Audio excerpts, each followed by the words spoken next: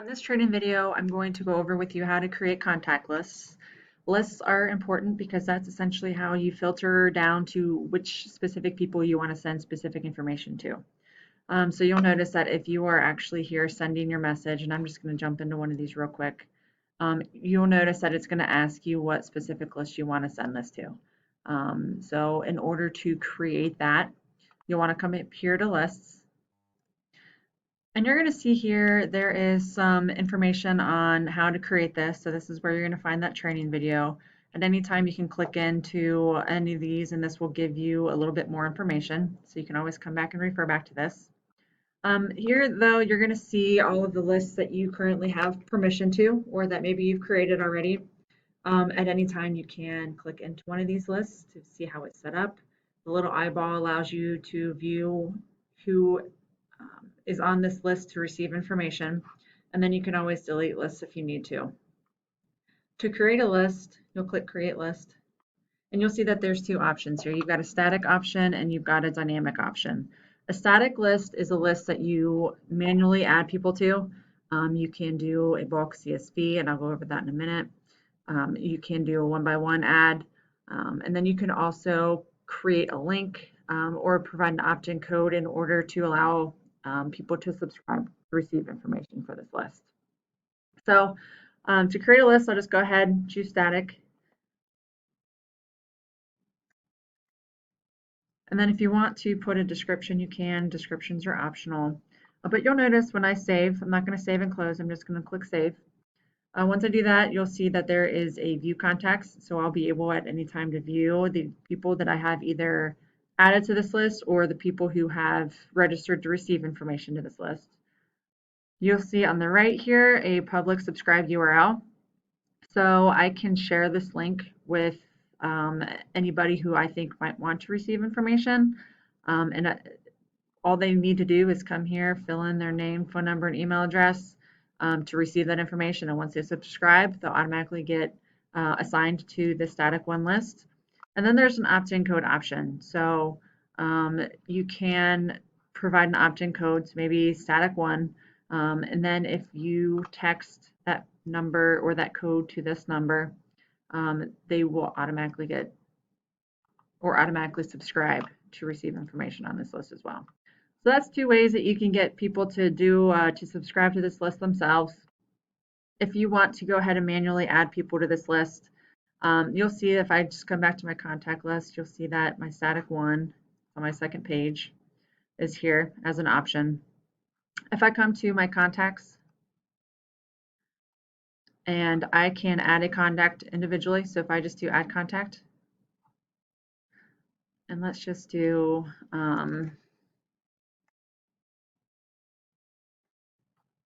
you'll see when I save this, I'm not saving and closing, but when I save that, it's going to give me the ability to add additional information. One of the options here is lists, so I can go ahead and add that contact to my static one list, and I've just subscribed that person to this list. Or you can do a bulk import. So if I come back to my contacts and I come here to upload CSV file, I can choose my file. It's going to take me to my desktop. Go ahead, choose that file, click upload. And then you'll see this first question here. It's going to ask me what list I want to add this bulk import to. So I can assign everybody on this import list to my static one list. Now you'll notice only static lists are showing here. Dynamic lists are set up a little bit differently. So if you do set up a dynamic list, you don't actually associate somebody to that list just based on manually adding them. You actually set up filters and you essentially anybody who meets that criteria of that filter will automatically get added to that list. So if I come back here to my lists, actually let me take a step back. When you're looking at the CSV import, you're going to notice that there are some fields here. So I've got my unique identifier, first name, last name, email, gender, building ID. These are all filters, or these are all going to be filter options for you when you're actually setting up your dynamic list. Same is true if you are syncing with your student information system. So for those of you who are syncing with your student information system, if I jump back to my contacts and I just edit one of these and I go to the additional tab, you guys will have a ton of additional information here that's pulling in through the sync. And you'll notice that those filters that I showed you earlier are showing here as well. So these are all ways that you can filter a dynamic list. So if I go back to my lists, and I go ahead and create contact, and I'm going to go ahead and select dynamic, give it a title, and then if you want to add a description, you can. And then you're going to see filter by division or filter by users division. You'll notice that if I check on this, you're going to see the divisions that I have set up, and I can create a dynamic list based by division. So if I click school 2, anybody in my contact list that is assigned to division school 2 will automatically get added to this dynamic list. You'll notice over here on the right, you'll see filter on users division. So if I have this box selected, I'm essentially making this dynamic one list, and it's going to be, I can give multiple people permission to it without having to set up multiple lists. And I'll go over that here in a minute. And then you're going to see add filter. So this is how you essentially filter down who is going to get added to this list. So if I go ahead and click filter by division, and let's just do school 2 for an example, I could stop on this, go ahead and save. And when I save, you'll see that view contacts pops up. So if I go ahead and take a look at the contacts here, anybody that is assigned to division 2 is filtering in here. Maybe I want only females from building 2. You'll see if I take a look, there is a gender option here, so I can filter down by this. So if I jump back onto my list tab and I edit my dynamic one list, and I want everybody in school 2 that are female, I can go ahead, click on the add filter button, and you'll see select a field option. And these are all of the filter options that we're either bringing in through your student information system, or when you were uploading that CSV file, you saw those filter options there. I can show you this again here real quick. Jump on the contacts, upload CSV, and I'm just going to jump on this real quick. These options here. All right, so I'm going to select gender. Go ahead and click save. And then if I come back here and I view my contacts, I should see only individuals that have the gender female marked on that CSV. So anytime that box gets checked as female, they will automatically get added to this list.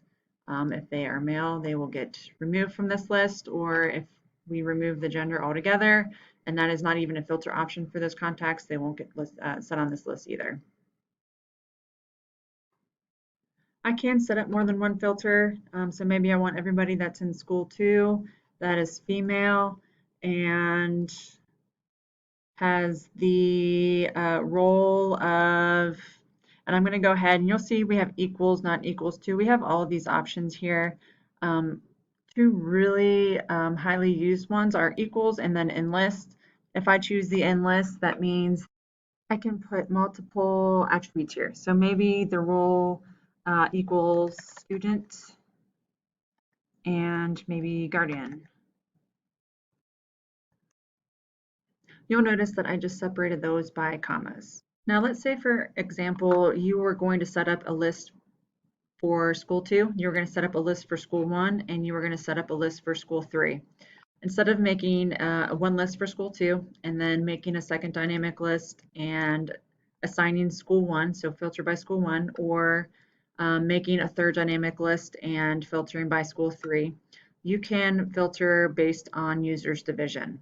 So whatever division I am assigned to logging in to SendIt to use it, I will have access to send to those individuals that are also assigned to that division. So when I get logged in, because I'm assigned to school 2,